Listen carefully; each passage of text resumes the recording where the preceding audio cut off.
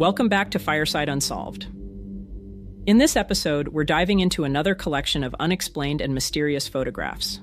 From shadowy figures lurking in the background to inexplicable phenomena captured at just the right or wrong moment, these photos defy logic and challenge our understanding of reality. Join us as we delve into the history behind these snapshots in time and analyze the theories and explanations that have been put forth as we invite you to form your own conclusions. Is there a hidden truth behind these images, or are they just a product of our imagination? Buckle up as we unravel the mysteries on Fireside Unsolved, Episode 98, 5 Mysterious Photos That Cannot Be Explained, Part 3.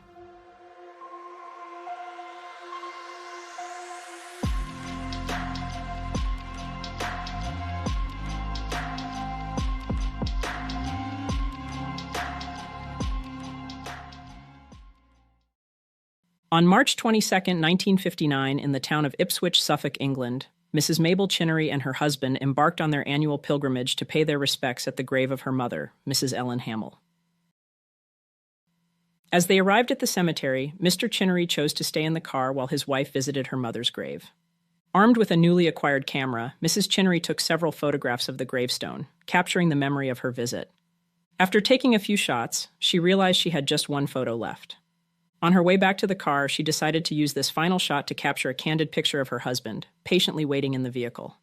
When the photos were developed, one of Mrs. Chinnery's friends made a startling observation. Mrs. Hamill, Mabel's mother, seemed to be sitting in the back seat of the car.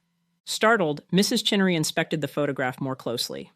The moment she recognized the figure, she broke down in tears. Her husband quickly moved to comfort her, but when he took a look at the photo himself, he saw the same chilling image. A clear figure in the back seat of the car. It was unmistakably Mrs. Hamill. Once Mrs. Chinnery regained her composure, she checked the photo again, making certain she saw what she thought she had seen. There was no doubt in her mind. The figure in the photograph was her mother. Ever since this photo was made public, it has faced intense scrutiny from skeptics. Many suggested that the figure in the image wasn't a ghost, but rather a case of pareidolia, a psychological phenomenon where the brain perceives familiar patterns, such as faces, in random objects, light, or shadows. The photograph gained wider attention in the United States after it was featured in the June 28, 1959 issue of the Sunday newspaper supplement, Parade. In the article, Mrs. Chinnery mentioned that the spot where the unexpected figure appeared in the back seat was where her mother always sat during their drives. The article also included a photo of Mrs. Hamill with the car before she passed away, showing her holding a pair of glasses that seemed to be worn by the figure in the ghostly image. At the time, an unnamed photo expert was quoted stating, "The lady in back can't be the result of a double exposure. If it were, the door's upright wouldn't block off part of her face, and she can't be a reflection in the window, either."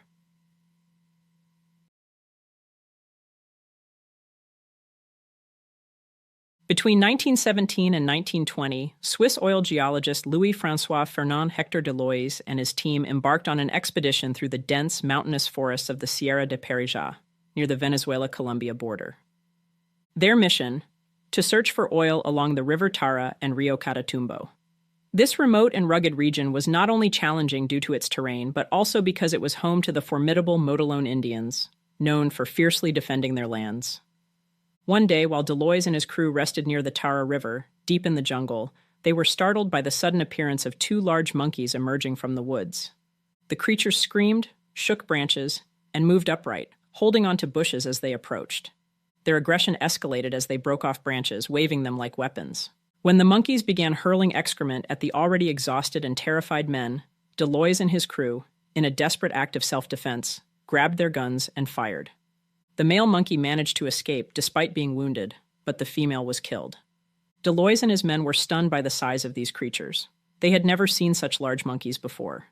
Determined to preserve what they could, Deloise kept the female's carcass.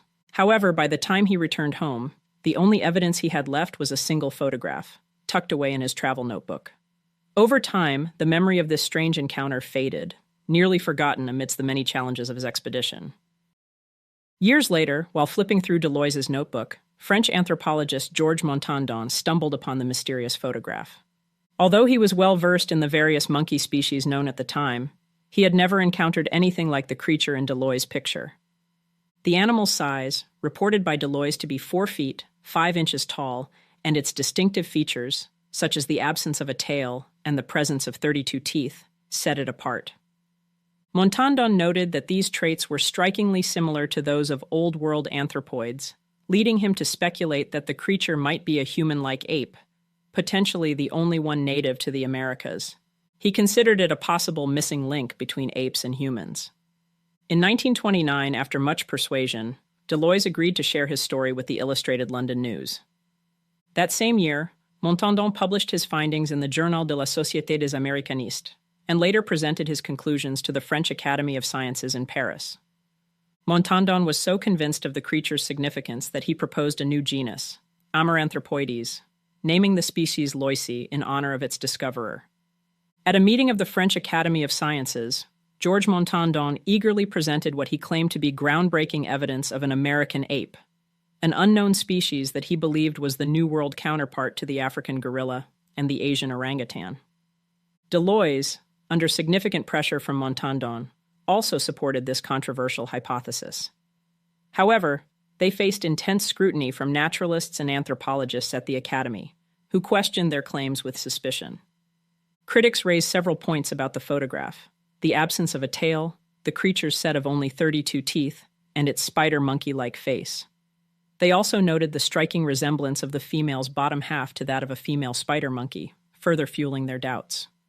The skepticism culminated in heated debates, with many calling Montandon's hypothesis a potential fraud. As he struggled to provide convincing evidence, he resorted to anecdotes, citing stories from indigenous tribes about creatures like the Guayazi, the Didi, and the Vasitri, or Big Devil, believed to attack women. Despite his efforts, the criticisms persisted, casting a shadow of doubt over his claims.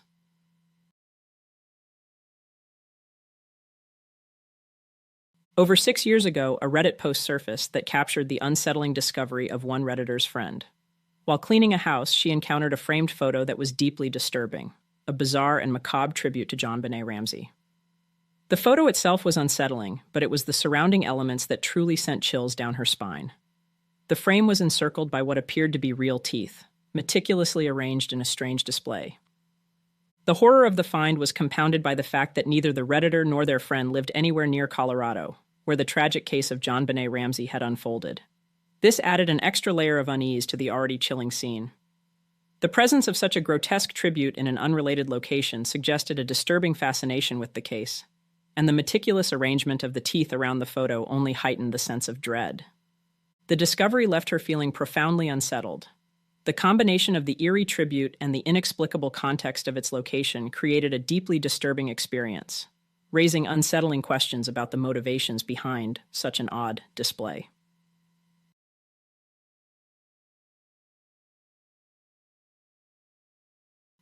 This famous photograph captures a poignant moment.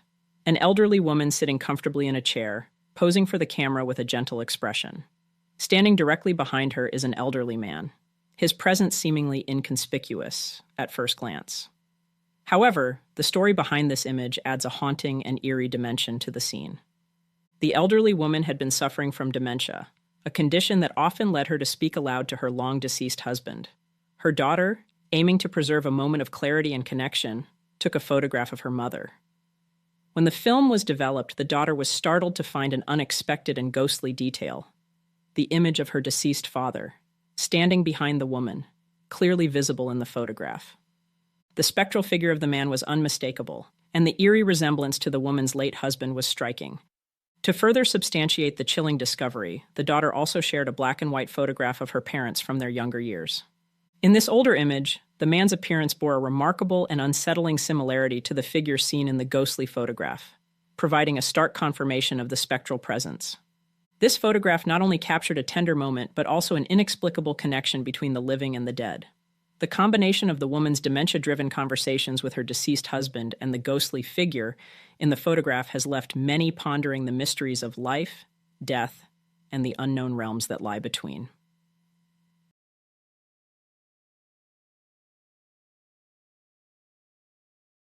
Tantallon Castle is a striking example of medieval architecture, located approximately 5 kilometers, about 3 miles east of North Berwick, in East Lothian, Scotland. Perched on a dramatic promontory overlooking the Firth of Forth and directly opposite the Bass Rock, this mid-14th century fortress commands a breathtaking view of the surrounding seascape. The fortress is designed with a single formidable wall blocking off the headland, while the remaining three sides are naturally fortified by steep sea cliffs, making it a formidable stronghold in its time. However, in recent history, the castle has been famous for a more haunting reason. The image, dubbed one of the world's most haunting pictures, shows a figure wearing a rough and centuries-old clothing can be seen peering from a ruined window at Tantallon Castle. It's known that no mannequins or costume guides are used within the castle, and experts have confirmed through analysis that there is no digital alterations at play. Psychologist Professor Richard Wiseman from the University of Hertfordshire, who studied the picture, said, "The figure appears to be in period costume, but we know 100% that Tantallon Castle does not use dummies or costume guides." The image remains a compelling mystery, intriguing both believers and skeptics alike. Whether these images offer a glimpse into the unknown or simply raise more questions than answers, one thing is certain. They remind us that the world is filled with mysteries waiting to be uncovered. If you enjoyed this journey into the unexplained, be sure to give this video a thumbs up and share it with fellow mystery enthusiasts. Don't forget to subscribe to Fireside Unsolved and hit that notification bell so you never miss an episode. We've got plenty more mysteries to explore, and we'd love for you to join us in uncovering the truth behind the world's most perplexing phenomena. And if you have any theories or thoughts about the photos we covered today, we'd love to hear from you in the comments below. So, keep questioning, keep exploring, and stay curious, and we'll see you next time. Fireside. Welcome back to Fireside Unsolved, where we uncover the unexplained, the unsolved, and the downright bizarre. In this episode, we're celebrating Halloween with part 2 of our series on mysterious audio recordings. We'll start with the chilling confession linked to Tracy Kirkpatrick's unsolved murder, followed by a disturbing call to the Howard Stern show from someone claiming to be a serial killer. Then we'll unravel the strange phone calls that Gary Sudbrink received, explore the eerie space music heard by the Apollo 10 astronauts, and end with the bizarre 96.7 FM broadcast that rattled Portland, Oregon. Are these strange recordings clues to unsolved mysteries, hoaxes, or something far more disturbing? Grab your headphones and coffee and join us as we dig into these unexplained recordings on Fireside Unsolved, Episode 115, 5 Mysterious Audio Recordings, Part 2.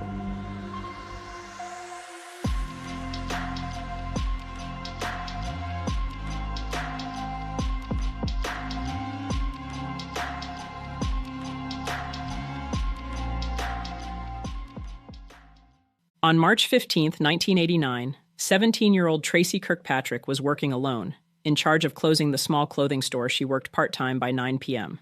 At approximately 11 p.m., a security guard noticed that the lights were still on in the store. When he checked the front door, he found it open. Upon searching the store, he found Tracy in the back storage room, deceased.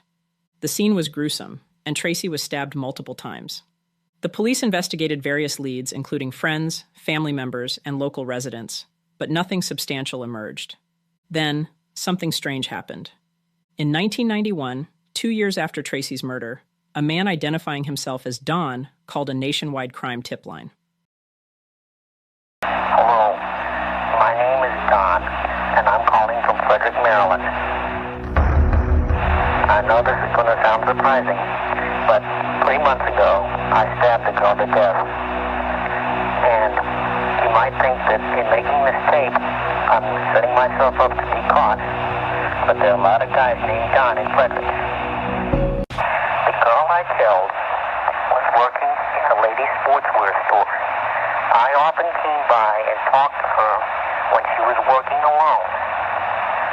And one night when she was in the storeroom and we were talking, our conversation turned into an argument. And so I took out a knife that I have with me at all times, and I killed her. And a few days later, I realized that I had created a lot of sadness. And I thought about turning myself into the police. But whatever they do to me, that won't bring Tracy back. So I've decided that I better keep free because we have the death penalty in Maryland. Thanks for listening. I'm sorry about what I did, but nothing can change it. Bye. His description matched the circumstances of Tracy's murder, and he offered information that was not widely known to the public at the time. Police immediately attempted to trace the call and investigate further, but despite their efforts, Don was never identified, and no further leads came from the confession. Some investigators believe Don's confession could have been genuine, while others speculate that it could have been a hoax by someone who had read or heard details about the unsolved murder. Tracy Kirkpatrick's murder remains unsolved, and the confession remains a clue that has yet to bring closure to her case. The Howard Stern Show was notorious for its outrageous and unfiltered content, especially in the 90s and early 2000s. But specifically in August 1997, the show became the stage for something far more sinister, a call that would leave the listeners stunned. On August 13th, 1997, a man who identified himself as Clay called into the Howard Stern Show. At first, he seemed like just another fan calling in to banter with Stern, but as the conversation unfolded, the tone quickly turned dark. And then what, you strangled him? Once. How else did you kill him? Well, a few times, actually most times with a hammer. And where do you do this primarily? I've done it twice in a parking garage, and then the rest of the times on the side of the road. And you're from the New Orleans area? Yes. And what are you beat them to death with a hammer? Man. It usually only takes once, and Dude, you got to have a lot of anger in you. yes. Man. Dude, you're a serial killer. Yeah. Yeah. Wow. What made this call so incredibly cold and eerie was the matter-of-fact way in which he spoke about his alleged crimes. There was no boasting or theatrics. He sounded calm, almost detached, while recounting his supposed actions. The call immediately raised questions. There were no specific details about locations or names that could directly connect Clay to any known crimes at the time, but the way he spoke, emotionless, left a lasting impact on everyone who heard it. Even Stern seemed unsettled, probing Clay for more information while maintaining a balance between disbelief and concern. Despite efforts to trace the phone number used to call, the man known as Clay was never identified. To this day, the question lingers. Was the man who called in really a serial killer? Or was he just an elaborate prankster playing on listeners' morbid fascination? In February 1993, a man named Gary Sudbrink, a U.S. Air Force officer from Long Island, New York, experienced one of the strangest and most unnerving series of phone calls ever recorded. On February 8, 1993, Sudbrink was visiting his family in Long Island. Everything was normal until, while staying at his parents' house, the phone rang. When Sudbrink answered, he was greeted by a voice that sounded strange, to say the least. The caller asked, "Why aren't you answering your phone? We've been trying to reach you." Confused, Gary pointed out that he had answered the phone, but the voice continued to press him, almost as if the person on the other end was expecting something different from him. Sudbrink, baffled by the strange interaction, ended the call but soon received more, each one stranger than the last. What makes the Sudbrink case particularly compelling is that he recorded several of the calls. Sudbrink later shared the tapes, hoping to find some answers. Yes, this is me. Can I speak to you? Can I ask why you're... Yes, can I ask why you're calling?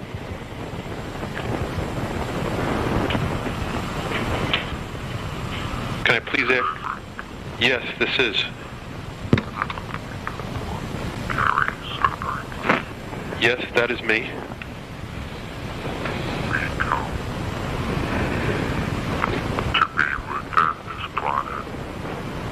Say that again?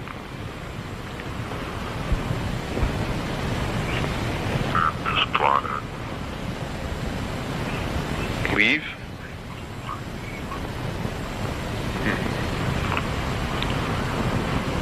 We come. I'm staying right here. To be within this planet. Is this a joke or what?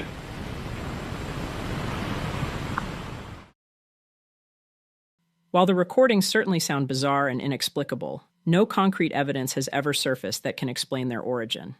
Many people have analyzed the recordings, but the calls remain as mysterious now as they were in 1993.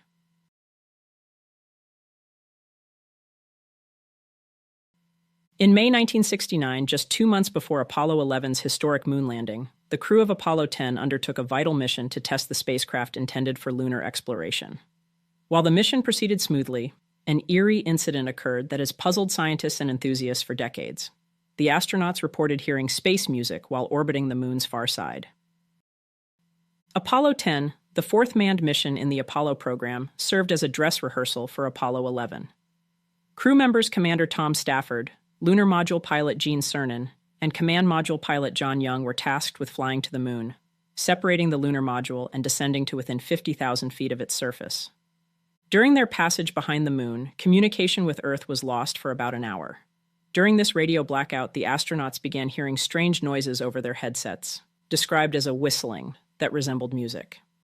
The bizarre sounds were captured on audio recordings, which remained classified for years before being released to the public, sparking intrigue and speculation. That music even sounds outer spacey, doesn't it? You hear that? That whistling sound? Yeah. Woo! Look at your...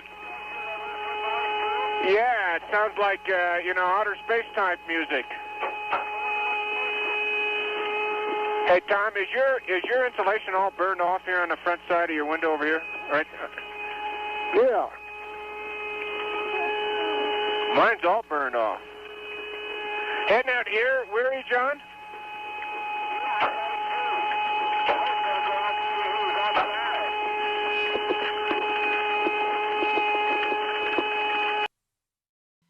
Despite NASA's explanation of radio interference being widely accepted, the incident continues to fascinate those intrigued by the mysteries of space travel. Portland, Oregon, known for its quirky culture and misty landscapes, became the setting for one of the strangest radio mysteries in modern times. In 2017, a series of strange and cryptic broadcasts on the 96.7 FM frequency in Portland began transmitting without warning or explanation, baffling listeners and raising speculation about their origin. The broadcasts were not only bizarre but downright unsettling, filled with random noises, garbled speech, strange beeping sounds, and at times, distorted music.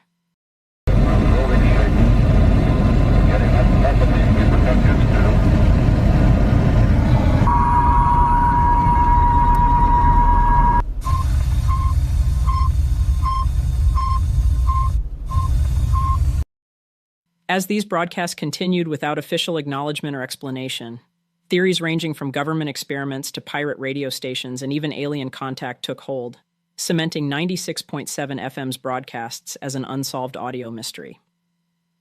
What made the broadcast particularly odd was their lack of any clear identification. In the U.S., most radio stations are required to give call signs or station IDs at regular intervals, but 96.7 FM offered none. This sparked initial theories that it could be a pirate radio station, a common occurrence in Portland's underground music scene. Yet, there was something distinctly unusual about these transmissions, something more unsettling than your average rogue station playing indie music or political commentary. As interest in the broadcast grew, amateur radio hobbyists and curious locals attempted to track down the source of the transmissions. Using radio direction-finding techniques, some claimed that the signal appeared to be moving, which led to speculation that the broadcasts were being transmitted from a mobile source, such as a vehicle. Despite these efforts, no one was able to conclusively pinpoint where the broadcasts were coming from. The FCC, which oversees and regulates radio frequencies in the United States, was made aware of the strange transmissions. However, there was no public indication that the FCC had launched a formal investigation. Given the relatively low power of the signal and its seemingly random nature, the broadcast may not have been considered a significant priority for regulators. After months of erratic transmissions, the mysterious broadcasts on 96.7 FM began to fade away as suddenly as they had appeared. By summer 2018, reports of the strange noises dwindled, and eventually, the frequency returned to regular, unremarkable programming. No official explanation was ever provided, leaving the mystery of 96.7 FM's broadcasts unresolved. We've heard some strange and mysterious audio recordings, from the chilling confession of Tracy Kirkpatrick's murder, the unsettling claims of a possible serial killer on The Howard Stern Show, Gary Sudbrink's odd phone recordings, the unexplained space music captured during the Apollo 10 mission, and the bizarre broadcast from 96.7 FM in Portland, Oregon. Whether a still unsolved confession, unexplained phenomenon, or a bizarre transmission, these recordings remind us that there are some baffling mysteries out there waiting to be uncovered. If you enjoyed today's episode, please consider liking, commenting, and subscribing. and share the episode or channel with your fellow mystery enthusiasts. And hit that notification bell so you don't miss any episodes. Stay safe, and we'll see you next time. Fireside.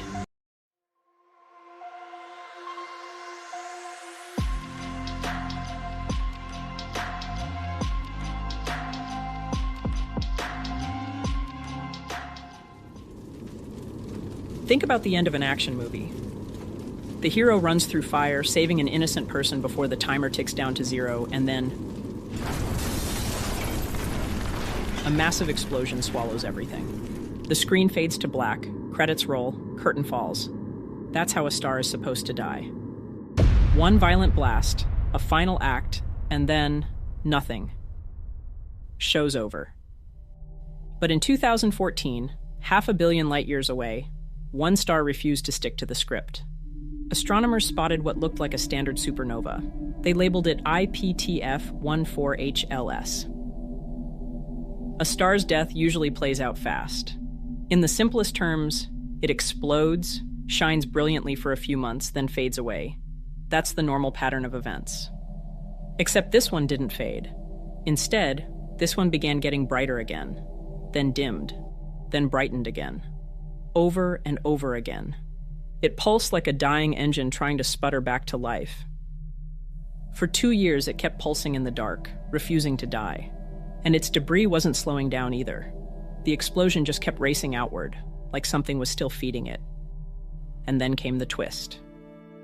Digging into older records of the night sky, scientists found something no one expected. In 1954, the exact same star was in the same place, pulsing and exploding. 60 years earlier, which meant this wasn't just a supernova, it was a repeat performance. A star that had already died once and then seemingly returned for an encore, or multiple encores. To astronomers, seeing it was like spotting a dinosaur on your lawn when you leave for work. It's something that should not exist, an impossibility, but it does. IPTF-14HLS doesn't just challenge our theories of how stars end, it rips a hole in them. It forces astronomers to look up at the night sky and wonder, if a star can die more than once, what else out there isn't playing by the rules? It's the spring of 1665, off the coast of Stralsund, Germany, a little fishing town on the Baltic Sea. 6 fishermen are out there with their nets in the water, the kind of day they've had 1,000 times before, until about 2 o'clock in the afternoon. One of the fishermen looks up, then another, and another. And suddenly, all of them are just looking up at the sky, because something is wrong. The clouds don't look like clouds anymore. They've twisted themselves into massive warships. The men swear they see cannonballs streaking across the sky, smoke curling into the air, and defined figures pacing the decks. A full-on naval battle, raging silently overhead. Hours go by, and still, it doesn't stop. When you think the story couldn't get any stranger, the sun sets, which is when it appears. Hovering over the Church of St. Nicholas, right in the center of town, is this flat, round shape. The fishermen don't even know what to call it. Some say it looked like a plate, others say like a man's broad-brimmed hat. But whatever it was, it didn't move. It just hung there in the sky, watching. The fishermen didn't know what to do besides bury their faces in their hands, sick with fear, and they stayed that way for days. Word of the event spread fast, in pamphlets, woodcuts, and gossip. By summer, the whole of Europe had heard the story. People in the 17th century didn't have the same language we do today to describe things. To them, it wasn't a trick of the light. It wasn't birds or some mirage. No, to them it was divine. It was a warning, an omen. Modern science would probably classify the event as an atmospheric illusion, mass hysteria, or it could have been something as simple as a flock of birds. But that's not really the point, is it? Because whether it was real or imagined, what those men saw that day tells us something about ourselves. That the sky has always been our mirror. It reflects back the things we fear most, and the mysteries we can't quite explain. And in 1665, 6 fishermen saw something that still leaves us wondering which it was. Fear or something more.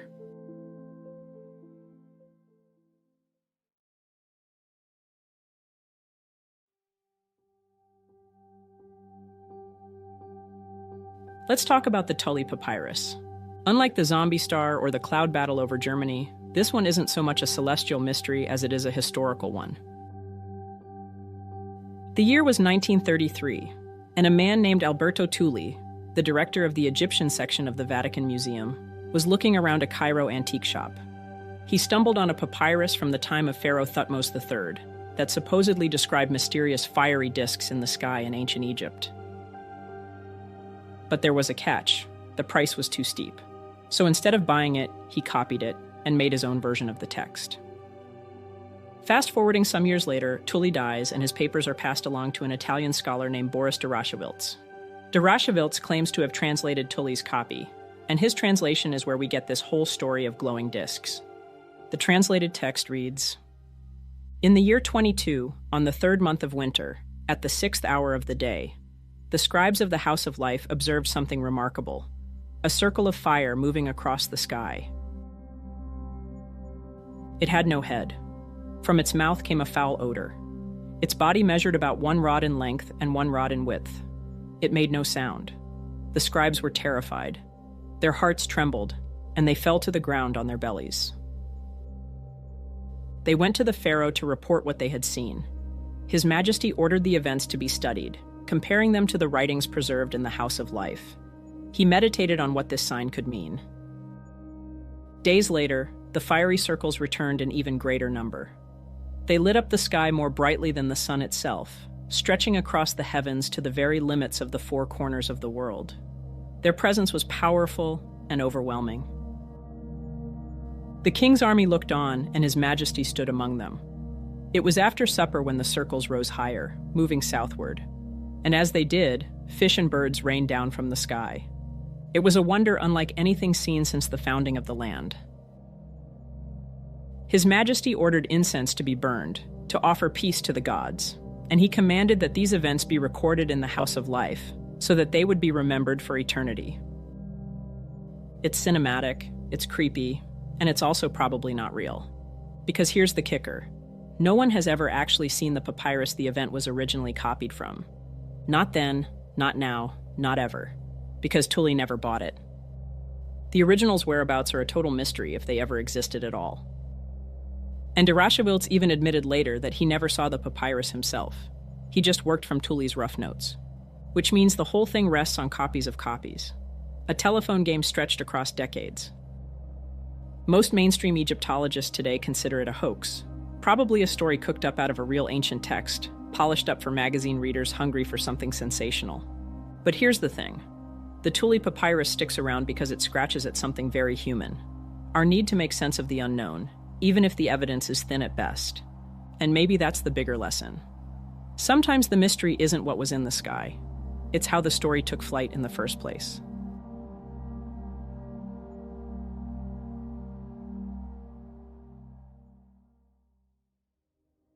It's May 1808, in the little village of Biskopsberga, Sweden. On this particular spring day, nothing much at all happened, until the sun began to fade. The sun didn't begin to set, it didn't slip behind some clouds. The sun literally started to fade away. The sky turned red, like someone covered it in blood, and then people noticed something in the sky.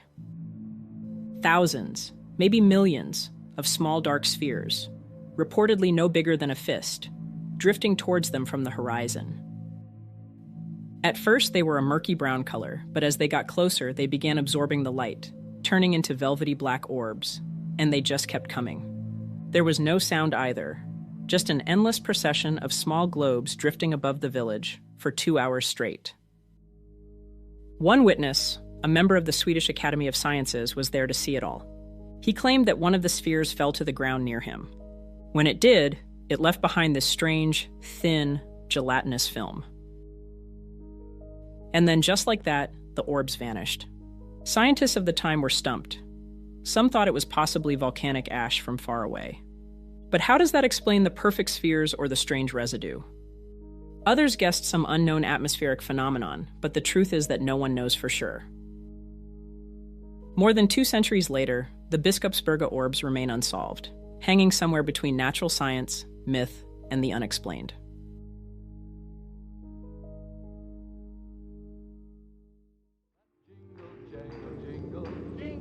On a moonless night in September 1961, Barney and Betty Hill, a married couple from Portsmouth, New Hampshire, were on their way home from a vacation in Canada. The road was quiet with forests on either side. The only sound was the hum of their car engine driving through the White Mountains. And then they saw a light. At first, they didn't pay much attention to it, thinking it was a shooting star or satellite. But the light kept getting bigger and brighter, and it wasn't just a light in the sky anymore. It started following them. Barney pulled the car over, grabbed his binoculars, and stepped out of the car and into the night. When he looked up, what he saw shook him. A massive, silent craft was hovering in the air, and through its wide window he saw figures that were watching him back, standing there, not moving, and definitely not human. Barney panicked and ran back to the car, yelling at Betty to get his gun. He slammed the car into gear and sped off down the road, but the object continued to follow them until it was floating directly over them. They heard a strange series of beeping sounds and then nothing. When they come to, they're 35 miles further down the road, 2 full hours gone, and neither of them had any memory of how they got there. Their watches stopped, and there were shiny circular spots on the trunk of their car. Barney's shoes were scuffed and Betty's dress was torn. Then the nightmares began. Every night they relived the event over and over again with a terrifying, vivid reality. Finally, desperate for answers, they turned to a psychiatrist. Through hypnosis, the missing 2 hours started coming back to them. Slowly, painfully, and what they remembered is terrifying. Both Barney and Betty, in separate sessions, described the same thing: being taken aboard the craft.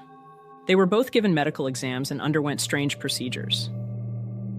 The beings on board were small, gray-skinned, and had those unmistakable almond-shaped eyes. Betty even recalled being shown a star map. Later, she drew it from memory, a map that she insisted pointed to the being's home galaxy. The story exploded in newspapers, television, and books. The hills became the center of a cultural earthquake about alien abductions. Their experience doesn't just tell of strange lights in the sky. It's something more intimate, more invasive. The Hill case is where modern alien abduction stories begin. It gave us the blueprint, the missing time, the experiments, the gray aliens. And more than 60 years later, whether you decide to believe them or not, their story changed everything. Thank you for joining us for another episode of Fireside Unsolved. If you haven't already, please like and subscribe to help the channel grow. Until next time, take it easy and be easy, you filthy bastards. What makes a locked door so mysterious? So intriguing? Maybe it's because locked doors symbolize the unknown, the forbidden. They keep the world outside from the secrets stowed within. The very act of locking something away suggests it's worth protecting.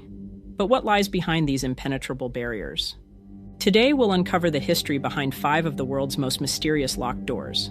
Doors that have captured the imaginations of countless souls who dared to wonder, what's on the other side? Prepare yourself, because some doors are best left unopened. Welcome back to Fireside Unsolved, Episode 102, 5 Mysterious Locked Doors.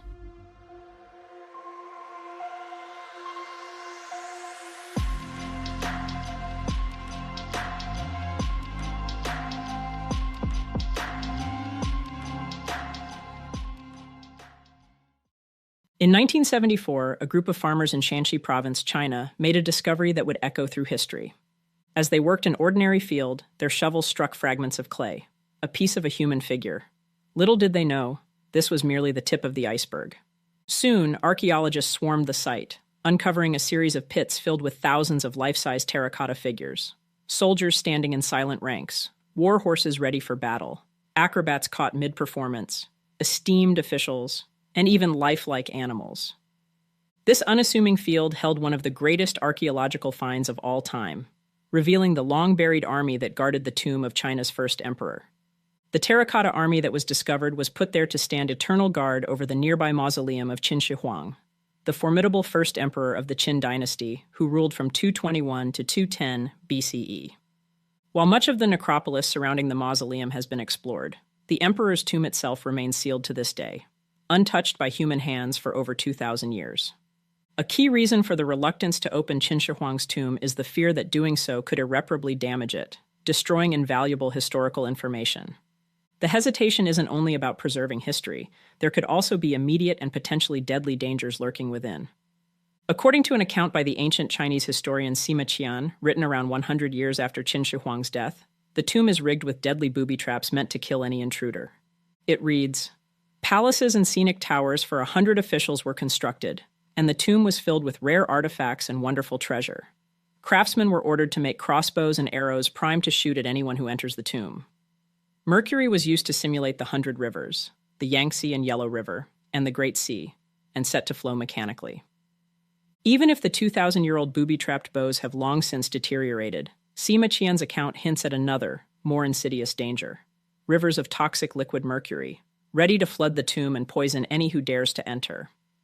At first, this might seem like a mere myth, but scientific studies have measured mercury concentrations in the soil surrounding the tomb and discovered levels much higher than would be expected in the land there. For now, the tomb of Qin Shi Huang remains sealed and unseen, shrouded in mystery but not forgotten. Yet, with each passing year, we inch closer to the day when scientific advancements may finally allow us to unlock its secrets without disturbing the fragile history within. Until then, the tomb's hidden wonders and potential dangers lie waiting, untouched for over 2,200 years.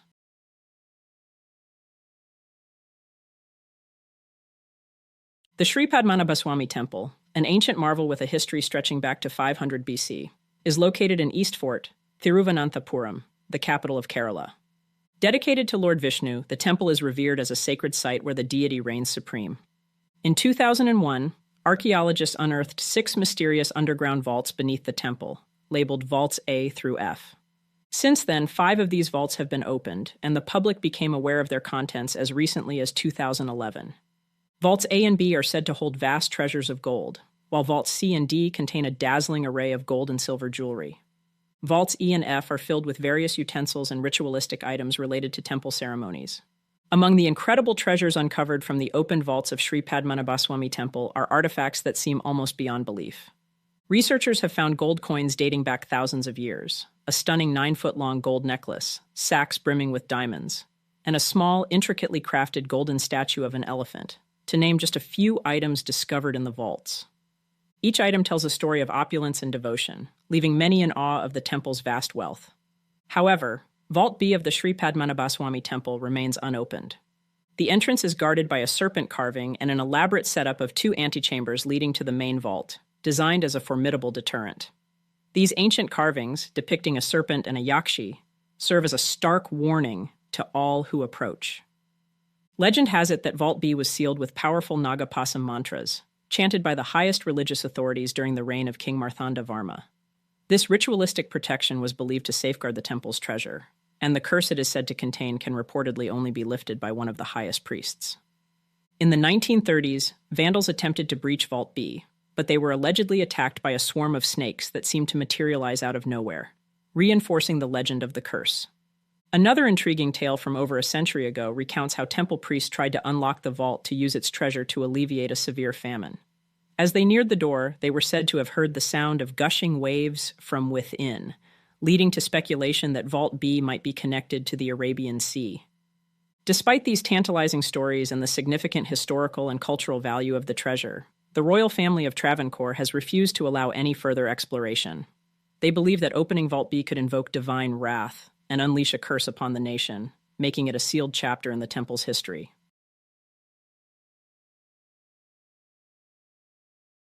Hidden within the urban sector of Machu Picchu, beneath the area known as the Three Ports, lies a mysterious feature known as the Secret Door, a cavity sealed with a rustic wall of stones. What lies beyond this door has sparked intense curiosity and speculation for years. Some scholars even hypothesize that this could be the long-lost mausoleum of Emperor Pachacutec, the visionary ruler who is believed to have ordered the construction of Machu Picchu. Such a discovery would be groundbreaking, potentially rewriting our understanding of Inca history and culture. For many years, the secret door remained hidden in plain sight, overlooked by researchers and visitors alike who failed to notice its peculiar construction. It wasn't until 2010 that French engineer David Crespi spotted this bricked-up entrance. Intrigued by its mysterious appearance, Crespi, alongside French explorer Thierry Jamin, embarked on a quest to uncover its secrets. The secret door appears to have been crudely and quickly bricked up, suggesting it may have been sealed by the Incas themselves during the sudden Spanish invasion of Cusco. This theory is supported by the fact that Machu Picchu was abandoned in 1535 amid the chaos of the wars between the Incas and the Spanish conquistadors. Utilizing infrared technology and other advanced instruments, their investigations revealed a cavity-like space behind the sealed door. The data suggested that this void might function as a mausoleum, possibly holding the remains of someone of great importance, perhaps even Emperor Pachacutec himself. Pachacutec, a visionary leader, was the founder of the Tahuantinsuyo Empire, and the ruler who expanded Inca territory more extensively than any of his predecessors. According to Spanish chronicles, including those of Pedro Sarmiento de Gamboa, Emperor Pachacutec was originally buried in the Tococachi sector, now known as the San Blas neighborhood. It is also recorded that the Viceroy Conde de Nieva ordered the transfer of Pachacutec's remains, along with those of 10 other Inca rulers, to the San Andres Hospital in Lima. Thus, according to historical records, the mummy of Pachacutec should be in Lima. However, his remains have never been found. Armed with their findings and theories about the secret door, David and Thierry have requested permission to remove the stones that seal the entrance. However, despite their efforts over the years, the authorities of Machu Picchu have repeatedly denied their requests. Officials argue that there is no conclusive evidence to support their theory, and removing the structure could potentially cause irreversible damage to the site. The Taj Mahal, a 17th century riverfront mausoleum, was built by Mughal Emperor Shah Jahan in memory of his beloved wife, Mumtaz Mahal, who died during childbirth. The iconic structure, known for its exquisite white marble and intricate latticework, stands as one of India's most visited landmarks, drawing countless tourists from around the world. But beneath this breathtaking monument lie a series of mysterious underground chambers that have fueled rumors and intrigue for centuries. Many of these locked rooms are located in the mausoleum's underground takana, an area intended to provide a cool retreat during the sweltering summer months. Leading authority on Mughal architecture, Ebba Koch, who meticulously documented the Taj Mahal, describes these chambers as a series of rooms aligned along the riverfront terrace. There are 15 rooms in total, 7 larger rooms with niches on either side, 6 square rooms, and 2 octagonal ones. These rooms once overlooked the Yamuna River through elegant arches, displaying painted decorations that have since faded under layers of whitewash. The underground rooms of the Taj Mahal were open to visitors until 1978, when a flood caused water damage, silt accumulation, and cracks in the structure. Since then, the rooms have been sealed to the public, except for occasional restoration work. Authorities maintain that the rooms contain nothing of historical significance and are kept locked for security reasons, given the monument's status as a protected World Heritage Site. The so-called rooms in the basement are not actual rooms, but rather a long corridor with doors, serving as a practical solution for managing space within the mausoleum. While the locked chambers of the Taj Mahal continue to spark curiosity, experts assert that there are no hidden secrets within these underground rooms, just remnants of a once grand royal passageway.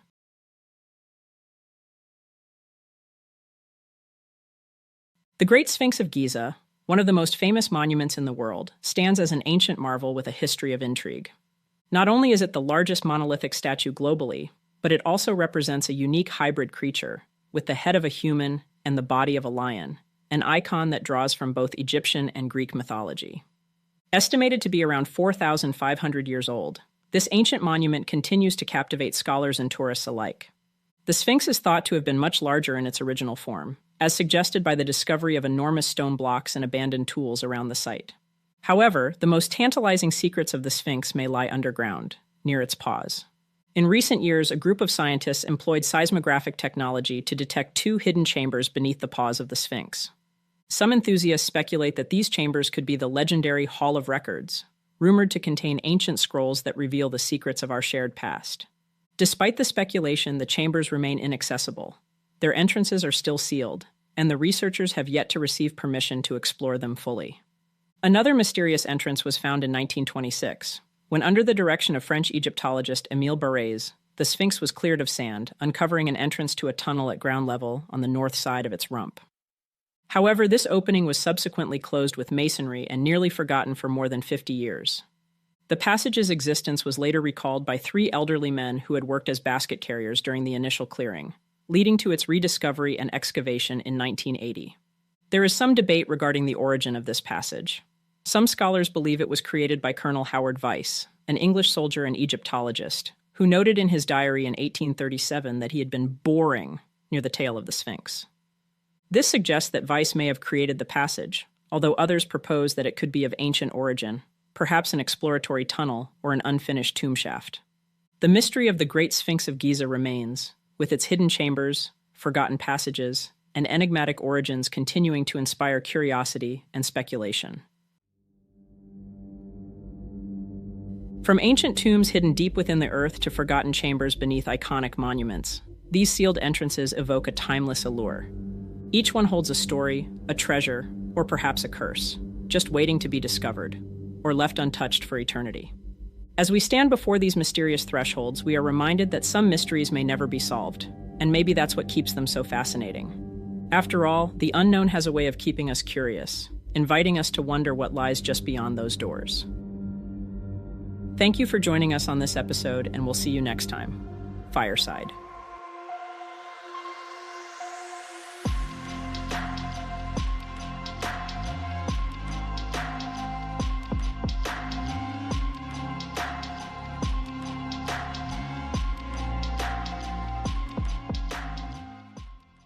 Deep inside the Amazon jungle, there's an amazing, little-known natural phenomenon. It's a geological wonder, a river that literally boils. At its source, the river starts as a stream that winds through the quiet, unassuming jungle. The water is pristine, crystal clear, and a very comfortable 80 degrees Fahrenheit. Surprisingly cool compared to the rainforest's relentless heat and humidity. But as this river snakes downstream, something truly strange begins to happen. Over the course of nearly 4 miles, this stream transforms into a river that reaches an average of over 200 degrees Fahrenheit at its hottest point. Hot enough to cause serious burns, even death. This isn't an ordinary stream. This is a river of steam, a natural cauldron of boiling water cutting right through the jungle. And it's deep, up to 15 feet in some spots, and stretching up to 100 feet across. The local people, the Ashaninka, have their own name for it, Shanai Timpishka, which translates to boiled by the heat of the sun. But they know better. This isn't the sun's doing. To them, this is the work of Yakumama, the mother of the waters, a mythical serpent spirit said to live in the river's depths. For the Ashaninka, the boiling river is a living being, a sacred force, ancient and wise. And for centuries, that belief was enough. But for modern science, Shanai Timpishka is a profound riddle. There are no magma chambers nearby, no lava flows, no smoking crater to explain the incredible heat. The leading scientific theory is that rainwater in the region slowly soaks deep underground through ancient geological faults. As it plunges into the Earth's crust, it gets superheated by the planet's own internal warmth. Then, through a maze of natural channels, this now scorching hot water is pushed back to the surface, pouring directly into the riverbed. But Shanai Timpishka is more than just a scientific oddity. It's a living laboratory, a rare ecosystem where life has somehow adapted to survive in this near-boiling water. In an era of rising global temperatures, this river offers something few places on Earth can: a glimpse of our future, a world where heat reshapes life itself. Bada Valley is located inside Lor Lindu National Park in central Sulawesi, Indonesia, and there are few places in the world like it. Scattered all over the landscape are hundreds of massive stone figures. These are the Bada Valley megaliths. They're carved out of solid rock. They're raw, primal, and mesmerizing to look at. Some seem calm, almost peaceful. Others could be considered unsettling. Approximately 30 of them have human-like faces, eyes frozen wide, gazing outward. No one really knows much about them, even now. The first official discovery was in 1908. Some archaeologists think they might be over 5,000 years old, with some dating back to the 14th century. Others argue they were carved around 1,000 years ago. Local legends are what truly breathe life into this stone. In the nearby villages, you'll hear names whispered with both reverence and fear. Tokala'ia, they say, was a violent man, turned to stone as punishment. Those deep grooves you see on his figure are supposedly knife wounds. Then there's Tadolako, who was a protector until he stole some rice. His betrayal, they say, sealed his fate, turned to stone right where he stood. These stories might not be history as we know it, but they're incredibly meaningful. They carry memories, lessons, and myths. They tell us these statues were more than just markers. They were sacred objects belonging to a civilization from long ago. Maybe they were guardians, or even warnings. And then there are the darker ideas. Some believe the megaliths were connected to human sacrifice, Others think they were talismans, put there to keep evil spirits away. Another huge part of the mystery: the stone they used isn't even from the valley where they were found. Instead, it was quarried and brought in from elsewhere. This means that whoever made these figures had to organize labor, logistics, and ceremonies on a massive scale. And this was a time before wheels, before maps, and even before they had metal tools. Their design is simple: huge heads, empty eye sockets, no legs. Sometimes just a single line swooping down the face, marking a cheek or chin. Some figures are genderless, others are clearly male, with some parts carved, right there prominently shown. But the Bada Valley holds more than just statues. Scattered around, you'll also find these strange circular stone basins called kalambas. They're huge, hollowed-out tanks carved from single massive boulders. Some have holes in the middle, others are split into two sections. For years, locals figured they were royal bathtubs, built for kings. But then they found discarded stone lids nearby, and those tell a different story. These weren't for bathing. Maybe they were coffins, maybe water cisterns, or something totally different. Nobody really knows for sure. What we do know is this: whoever carved these incredible megaliths and kalambas was organized. They had a vision, and they were deeply spiritual. They understood stone. They understood storytelling. And they definitely understood permanence. For centuries, there have been whispers through the dense, uncharted rainforests of Honduras. Tales of an ancient metropolis, a legendary white city, La Ciudad Blanca. Some called it the lost city of the monkey god, a place of immense wealth and untold secrets, swallowed whole by the jungle. For generations, it was dismissed as myth, a fever dream born of tropical heat and colonial greed. The legend spoke of sprawling ruins, glittering gold, and a civilization that vanished, seemingly overnight. Explorers, treasure hunters, and adventurers have spent decades, even centuries, trying to find it, battling the unforgiving terrain, deadly snakes, and disease. Many tried, many failed, some never returned. Then, in 2012, something extraordinary happened. Using cutting-edge technology called LiDAR, basically light detection and ranging, a plane flew over the remote, unexplored Mosquitia region of eastern Honduras. This isn't just regular aerial photography. LiDAR penetrates the thick jungle, bouncing laser pulses off the ground below, effectively stripping away the vegetation to reveal what lies hidden beneath. And what it revealed was astonishing. Beneath the dense growth, LiDAR unveiled not just a few scattered ruins, but the clear outlines of an extensive ancient city. Structures, plazas, and even a complex irrigation system. This wasn't just a village, it was a major urban center, and it looked like it could finally be La Ciudad Blanca. In 2015, a team of archaeologists led by National Geographic began hacking through miles of untouched jungle until they finally reached the coordinates. When they got there it was, the unmistakable ruins. They uncovered earth mounds that were once towering structures and a vast collection of stone artifacts. Among these artifacts were dozens of beautifully carved stone objects, some depicting jaguars and a strange, part human, part animal figure, reinforcing the monkey god aspect of the legend. These aren't just decorative pieces, they're ritual objects, left exactly where their creators abandoned them. It was like the inhabitants had simply walked away, leaving everything behind. Researchers believe the city was likely inhabited between 1000 and 1400 AD, flourishing just before the arrival of Europeans. Today, La Ciudad Blanca remains largely unexcavated, a vast archaeological site still mostly hidden beneath the jungle. Deep in the heart of the Peruvian Amazon, within the protected lands of the Madre de Dios region, lies the ancestral territory of the Harakbut people. For generations, they have lived in harmony with this immense, untamed wilderness, their lives intertwined with nature. But even they were unprepared for what was revealed in 2014, a discovery that blurred the lines between geology, history, and the truly inexplicable. Harakbut park rangers navigating the dense, unforgiving terrain stumbled upon something extraordinary. High on a remote cliff face, partially obscured by the thick jungle, was an unmistakable image. It was a giant face, carved into the very rock itself. This wasn't some small eroded feature. It was massive and distinct, with clear eyes, a nose, and a mouth. It was gigantic, its features surprisingly human-like, yet weathered by countless centuries. The rangers immediately knew they had found something profoundly significant. The real question comes down to this. What is it? Is it a trick of nature? A coincidental rock formation shaped by wind and rain over millennia? Or is it the work of an unknown ancient civilization, a monumental carving left behind by a people we know nothing about? If it truly is man-made, then who created it? And how did they manage such a colossal feat in such an incredibly remote and challenging location? For the Herrickbutt people, this discovery resonates deeply with their own oral traditions. Their elders speak of sacred sites, of ancient beings, and of the profound connection between their ancestors and the land.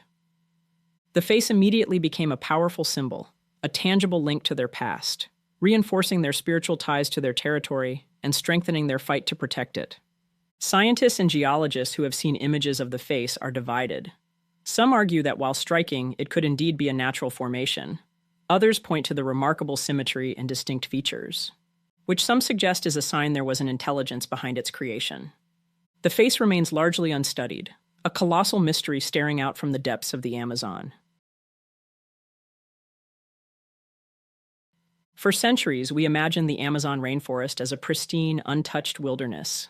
But what if parts of it were, in fact, an ancient landscape fundamentally reshaped by human hands, only to be swallowed whole by time and trees? Deep in the western Amazon, a truly amazing discovery has forced us to completely rethink the past of this incredible region, the mysterious Amazonian squares. As parts of the Amazon were cleared for farming and ranching, particularly in the Brazilian state of Acre and extending into Bolivia, strange patterns began to emerge. From above, what looked like perfect geometric shapes, squares, circles, rectangles, and complex interlocking designs, became visible etched into the earth. These weren't natural formations. They were clearly man-made. These weren't just a few isolated mounds. They were hundreds of monumental earthworks, geometric enclosures sometimes measuring hundreds of meters across, connected by perfectly straight roads and ditches that stretch for miles. Some of these geometric patterns were incredibly precise, appearing as if laid out with a giant compass and straight edge. This wasn't the work of simple tribal villages. This was the sign of a sophisticated, large-scale society. They're not like the Nazca lines, meant to be seen only from above, from the air. These were built on the forest floor, seemingly for ground-level use. The big mystery was who built them, why, and how did a civilization manage to thrive in such a challenging environment without leaving behind massive amounts of typical archaeological artifacts? Research suggests these geoglyphs were constructed between roughly 1200 and 1500 AD, just before the arrival of Europeans in South America. The time frame is crucial because it challenges the long-held belief that the Amazon could only support small, scattered populations. The Amazonian squares point to a much larger, more organized, and technologically advanced pre-Columbian civilization than we ever thought possible. The working theory now is that these structures likely served multiple purposes: defensive enclosures, places for communal gatherings, perhaps even agricultural systems designed to manage water or cultivate specific crops in a sustainable way. The connecting roads suggest a network, indicating trade and communication between different communities. This was a complex society that literally re-engineered parts of the Amazon. A single missing person is a tragedy, but when dozens vanish at once, it becomes something darker, something harder to explain. From students seized in the night, to families who simply vanish from their homes, to entire crews swallowed by ice and sea, mass disappearances defy logic and leave behind more questions than answers. On this episode, we explore 5 of the most haunting group vanishings ever recorded. In Mexico, 43 students are taken by force and never seen again. In Nigeria, nearly 300 schoolgirls are kidnapped, sparking a global outcry. In Argentina, a rural family disappears without a trace. In the Arctic, 2 ships and 129 men vanish into the ice, their fates unknown for more than a century. And off the coast of Libya, an entire refugee boat, 243 souls, disappears into thin air. Each story is disturbing. Each story is real. And each reminds us that in a world of GPS, satellites, and surveillance, people can still vanish, together, without a trace.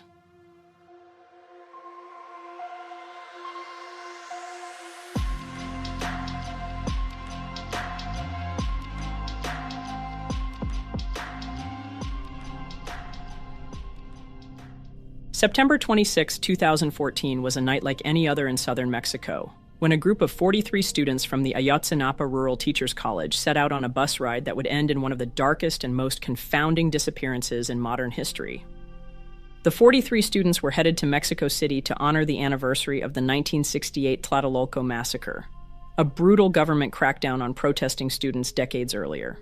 To get there, they followed a common college tradition, commandeering local buses as student activists had done for years. But something went horribly wrong. As the buses made their way through the city of Iguala, they were stopped at multiple roadblocks by local police. Shots rang out in the darkness. Panic, confusion, and then silence. By the time the sun rose in the morning, all 43 students were missing. At first, officials claimed they had been detained by corrupt municipal police working with a local drug cartel called Guerreros Unidos, who allegedly mistook the students for members of a rival gang. According to this version of events, the students were handed over, murdered, and their bodies incinerated in a massive fire. But that story began to unravel almost immediately.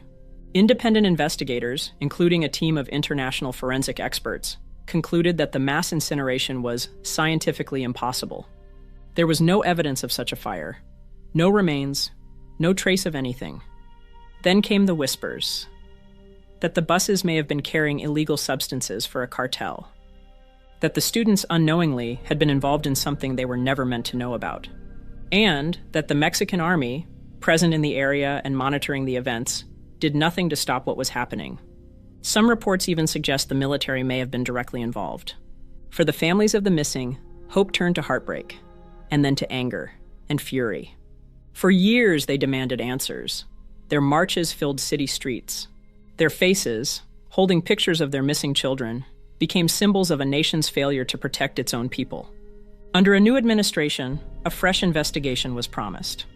A truth commission was formed. Arrests were made, including cartel leaders, military personnel, and a former attorney general. But even now, over a decade later, the truth remains buried beneath layers of corruption, fear, and silence. Only 3 of the 43 students have been officially identified. The rest, still missing. It was one of the most ambitious journeys of the 19th century, and one of its most tragic.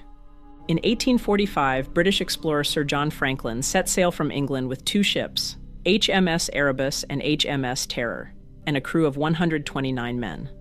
Their mission was to complete the final uncharted stretch of the fabled Northwest Passage, a sea route linking the Atlantic and Pacific through the icy waters of the Canadian Arctic. The stakes were high. For Britain, dominating the Northwest Passage meant securing a vital trade route and cementing its maritime supremacy. The expedition also sought to gather scientific data to better understand the Earth's magnetic field, science that could potentially revolutionize navigation. But Franklin and his men never came back. The ships became trapped in thick sea ice in the Victoria Strait, near King William Island, in what is now Nunavut.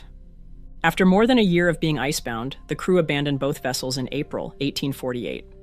By then, at least 24 men, including Franklin himself, had already died. The remaining survivors, led by second-in-command Francis Crozier and Captain James Fitzjames, attempted to march to the Canadian mainland. None were ever seen alive again. What happened after that is still pieced together from fragments. Pushed by mounting public pressure, the British Admiralty launched rescue missions beginning in 1848.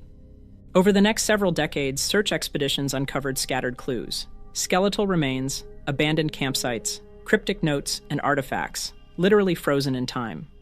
Studies in recent years suggest a slow, agonizing decline in health for the men before death. The men likely succumbed to a combination of hypothermia, starvation, scurvy, and possibly lead poisoning from poorly soldered tin rations.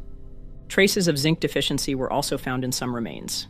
Even more disturbing, some of the recovered bones bore cut marks, evidence that cannibalism may have taken place in the desperate final stages of survival.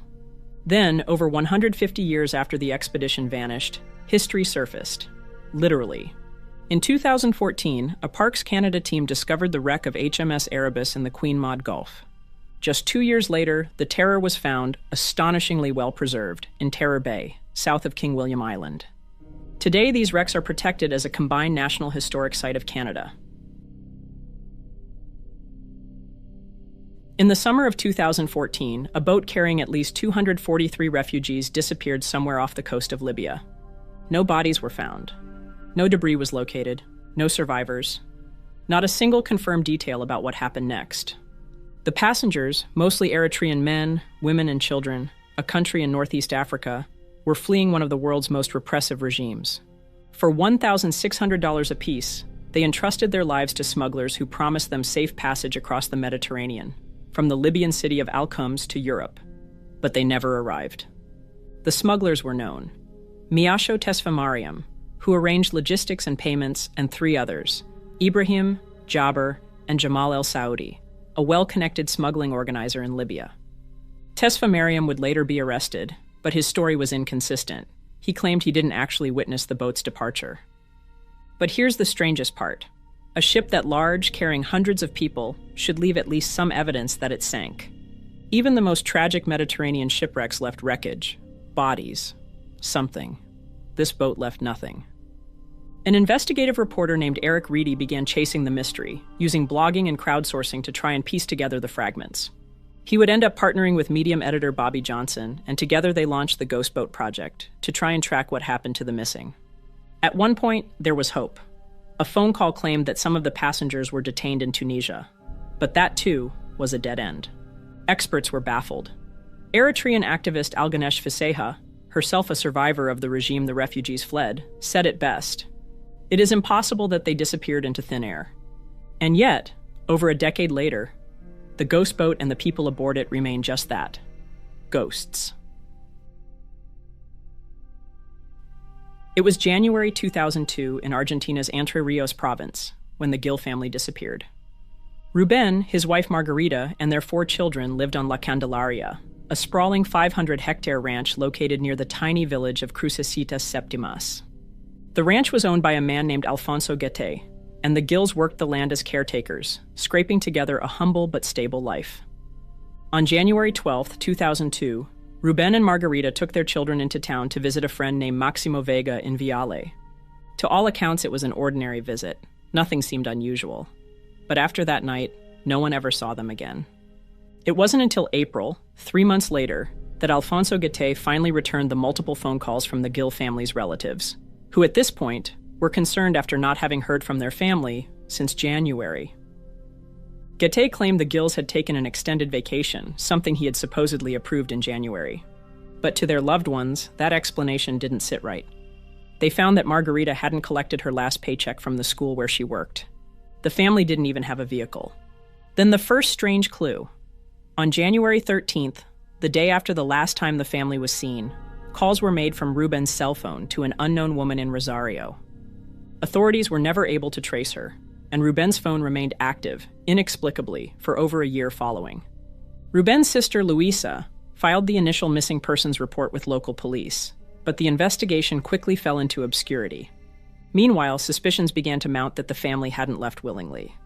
In 2006, a lawyer named Elvio Garzon publicly accused local police of interfering in the case. He even claimed that some of the same officers had been linked to 2 other disappearances, an accountant and an architect, in the same region of Argentina. But this explosive claim was never formally investigated. It wasn't until 2008, 6 years after their disappearance, that investigators finally returned to La Candelaria with forensic tools. They tore up floorboards. They dug out wells. They sprayed luminol, a chemical that reveals traces of blood invisible to the naked eye. And what they found was disturbing. Multiple human blood samples were found. However, there were no matches to the Gil family. Forensic entomologists that visited the ranch noted the presence of certain insects, species known to hover near decomposing human bodies. Everyone seemed to agree that something had happened on that ranch. But the question of where the Gils were remained. In the years that followed, leads were pursued across multiple Argentine provinces, and even into Paraguay and Brazil. Theories spread of the possibilities that the family had been forcibly kidnapped, or there was a violent confrontation with someone on the ranch, or even a personal dispute, like a secret affair that turned deadly. But nothing ever stuck. Then, in 2018, a rural contractor named Armando Nani came forward. He claimed that on January 14, 2002, just one day after the family disappeared, he saw Ruben Gil in distress, angry about having to dig wells on the property. That clue led investigators to a new search of a water well on the land, but they only found animal bones. Nani also mentioned a nearby stream, and said parts of the terrain had clearly been disturbed. Firefighters examined it. They confirmed that someone had been digging, but they found no sign of the missing family. Meanwhile, Ruben's brother Osvaldo and Margarita's mother Adelia begged authorities to investigate the basement of the main house. They alleged that the ranch's owner, Alfonso Guete, had once sealed it and built over it. Guete himself maintained that the family had gone to Santa Fe to visit relatives or had headed northeast in search of work. He claimed they left behind money, documents, even personal items. But when the family's relatives were finally allowed inside the house, they found no such belongings. What they did find were burned mattresses and blood mixed into the dirt. According to Ruben's sister, Luisa, Guete admitted to burning the mattresses because they were, quote, stained with blood, unquote. But Guete was never charged.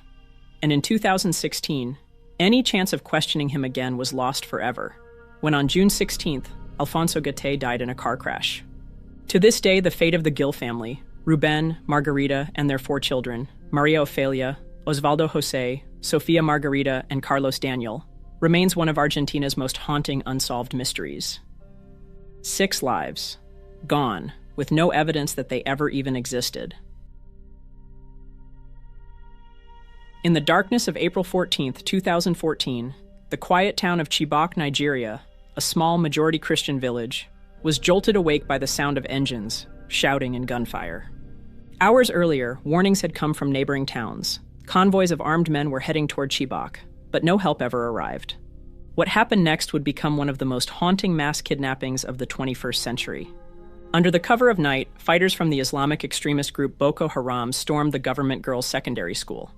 Disguised in military uniforms and posing as Nigerian soldiers, they told the girls they had come to evacuate them, to protect them.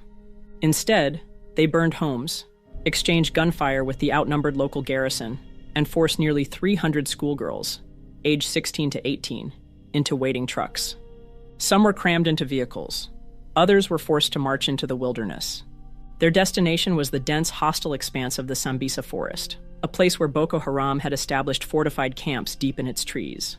But what makes the Chibok abductions especially chilling isn't just the brutality of the crime, it's how preventable it might have been.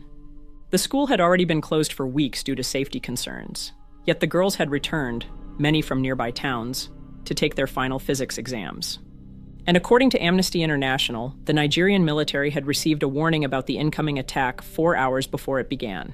4 hours. But no reinforcements were sent. In the days that followed, frantic parents formed search parties and ventured into the forest themselves. Armed with nothing but hope, they returned empty-handed. 57 girls managed to escape, leaping from moving trucks, hiding in the brush under the cover of night. The rest just disappeared. Some of the girls were said to have been split up, forced into marriage, used as human shields, or indoctrinated into Boko Haram's ranks. Others were believed to be held near Lake Chad or in camps high in the Gorsi Mountains. For years, sightings trickled in, grainy footage, whispered testimonies, but most were never seen again. The Nigerian government's shifting statements, initial denials, and miscounted numbers only deepened the despair. The world watched in horror. Hashtags spread, protests erupted. "Bring back our girls" became a global cry.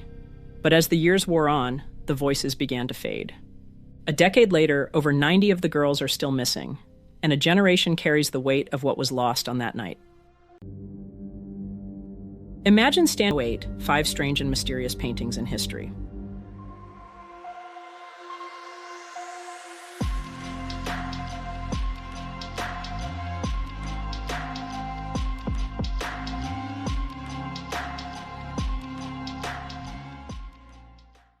Let's start with Haunting, a striking and mysterious painting by Redon, an artist famous for creating unsettling and thought-provoking artwork.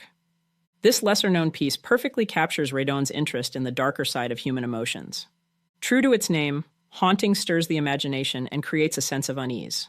Redon, a French symbolist painter, was known for blending dreamlike images with deeper meanings, and Haunting is a great example of that. Painted in the late 1800s, Haunting doesn't tell a clear story. Redon wasn't trying to show a specific scene, but rather wanted the painting to be an exploration of feelings and thoughts that come from the viewer's own mind. Haunting invites the viewer into a space where dreams and reality blur together, leaving many questions unanswered. The figures shown in the painting aren't necessarily meant to scare us, but instead, they make us reflect on the hidden feelings we may not always acknowledge. What makes Redon's work so powerful is what he leaves unsaid. He doesn't explain everything. Instead, he uses light and shadow to allow the viewer to fill in the gaps. Haunting doesn't tell you exactly how to feel. It simply encourages you to feel something, whether that's fear, sadness, or discomfort. This painting stays in your thoughts long after you've seen it. Redon believed that art should let people experience it in their own way, without needing a clear explanation. The title, Haunting, fits perfectly because the painting feels like it's watching you, whispering thoughts and emotions that are hard to shake off. It invites us to look within ourselves and face our own worries and fears. Haunting isn't just about what's on the canvas. It's about the shadows and emotions we all carry inside us. For the second mysterious painting, let's look into the fascinating world of Giuseppe Arcimboldo, a 16th century Italian painter celebrated for his truly unique and surreal portraits. Arcimboldo had an extraordinary way of seeing the world, using everyday objects, like fruits, vegetables, and flowers, to craft human faces in his famous Composite Heads series. At first glance, these paintings may look like vibrant still life compositions, but when you look closer, you notice the hidden, unsettling human likeness within. This unexpected yet captivating fusion of objects and portraiture pulls the viewer in. Arcimboldo's work challenges how we think about art and perception. His portraits blur the lines between reality and imagination, offering a deeper commentary on humanity's relationship with the natural world. In pieces like Summer and Vertumnus, Arcimboldo doesn't just use fruits and vegetables to mimic facial features. Each carefully chosen element represents something more. A grape might serve as an eye, a pear as a cheek, wheat as hair, together forming a complex organic puzzle. But beyond the playful surface lies a profound meaning. The composite heads are a perfect representation of Arcimboldo's often explored themes of transformation, using natural objects to represent the cycles of life, death, and rebirth. Though these portraits might seem whimsical at first, their complexity invites deeper look. It's possible that the series of paintings are some kind of celebration of nature's beauty, but they could also be a glimpse of how closely our lives are intertwined with the natural world. Arcimboldo's composite heads playfully yet powerfully remind us how easily the boundaries between the human and natural worlds can blur. Sometimes it just takes the right artist to come along in order to bring it to life. Jan van Eyck's Arnolfini portrait was painted in 1434. This masterpiece is one of the most symbolically rich and debated works in Western art. At first glance, it seems to show a solemn scene.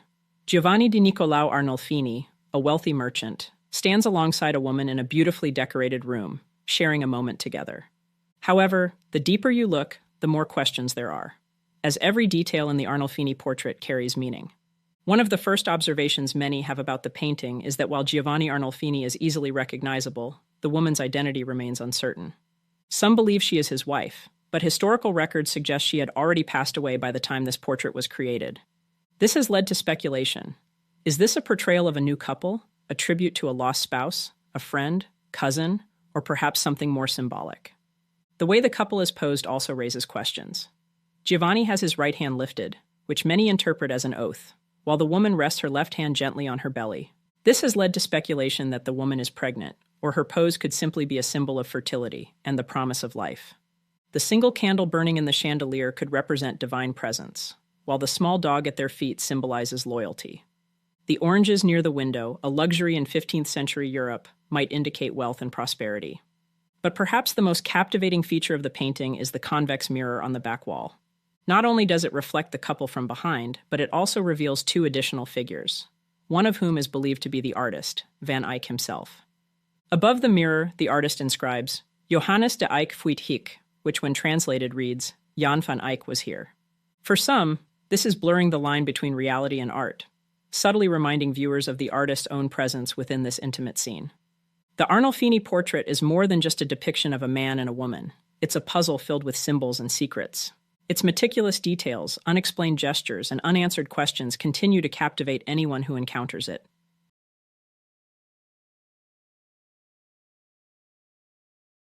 Edvard Munch's The Scream is one of the most iconic and unsettling images in art history.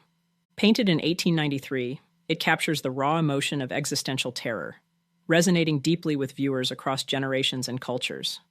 This work of art is not a simple depiction of fear. It's a visceral embodiment of psychological anguish and despair, making it feel deeply personal and universally relevant. At the heart of the painting stands a twisted figure, hands pressed to its face, mouth open in a silent, eternal scream.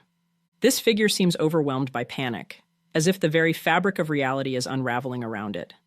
Above, the sky burns with unnatural hues of red and orange, creating a fiery, apocalyptic backdrop that feels like the world itself is in chaos. The bridge acts as a boundary, separating the screaming figure from the swirling, turbulent landscape behind, a metaphor for the tension between the self and the overwhelming forces of life, while the faceless figure symbolizes humanity, caught in an indifferent and chaotic world. What makes the scream unforgettable is how Edvard Munch merges emotion with landscape. It doesn't just show fear, it throws us into it.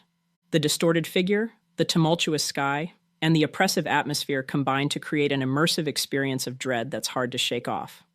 Over a century later, the scream remains a powerful reflection of human anxiety, echoing our deepest fears of isolation, alienation, and the uncertainty of our own existence. But the scream is more than a representation of personal fear. It taps into a shared, universal anxiety that many people carry with them every single day. Its power lies in how it confronts us with emotions we often try to suppress, forcing us to face the unsettling truths about our inner struggles and the fragility of the world around us.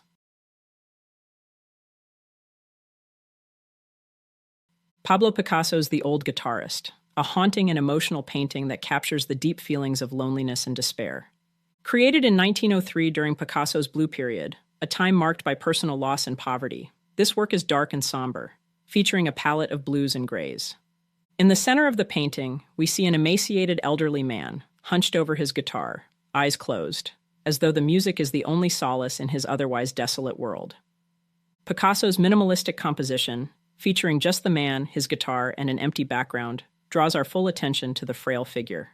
His body, so thin and weak, seems almost skeletal, emphasizing the fragility of life.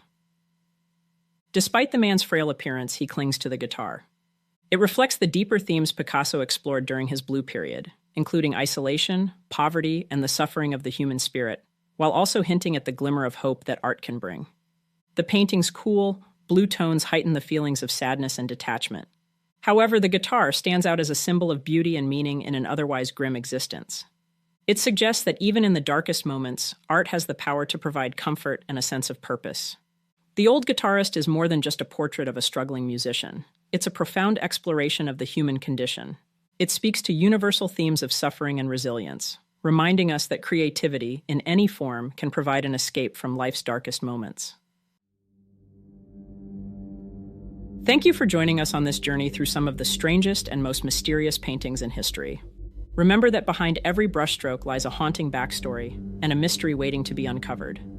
Until we meet again, stay safe. We'll see you next time. Fireside.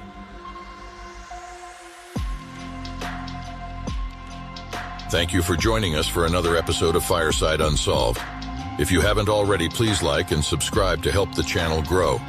Until next time, take it easy and be easy, you filthy bastards.